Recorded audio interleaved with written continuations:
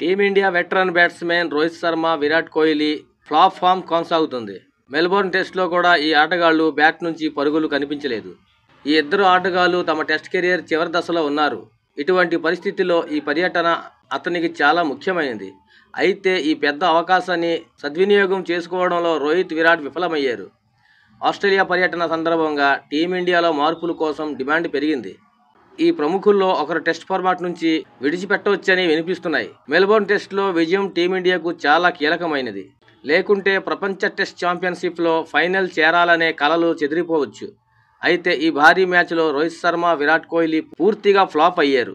Melbourne test తొలి ఇన్నింగ్స్లో రోహిత్ శర్మ 3 పరుగులు చేశాడు.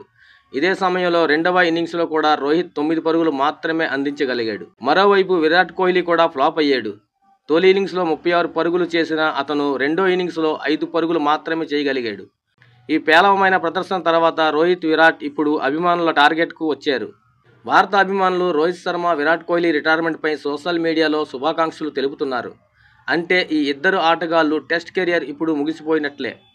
భవిష్యత్తులో టెస్టులు ఆడే అవకాశం లేదంటూ అభిమానులు విశ్వసిస్తున్నారు. ఈ ఇద్దరు ఆటగాళ్లు రిటైర్మెంట్కు సంబంధించి సోషల్ మీడియాలో పలు పోస్టులు వైరల్ అవుతున్నాయి. హ్యాపీ రిటైర్మెంట్ అనే హ్యాష్ట్యాగ్ ట్రెండింగ్లో ఉంది. విరాట్, రోహిత్ ఫోటోలను షేర్ చేస్తూ కామెంట్లు చేస్తున్నారు. ఈ క్రమంలో ఓ వినియోగదారుడు విరాట్ కోహ్లీకి రిటైర్మెంట్ శుభాకాంక్షలు అంటూ రాసుకొచ్చాడు.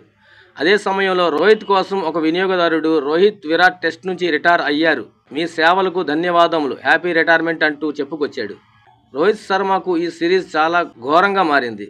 ఇప్పటి వరకు అతను 3 మ్యాచ్ల్లో 5 ఇన్నింగ్స్ల్లో 6.20 సగటుతో 31 పరుగులు మాత్రమే చేయగలిగాడు. ఇందులో 10 పరుగులు అతని అత్యుత్తమ స్కోర్గా నిలిచింది.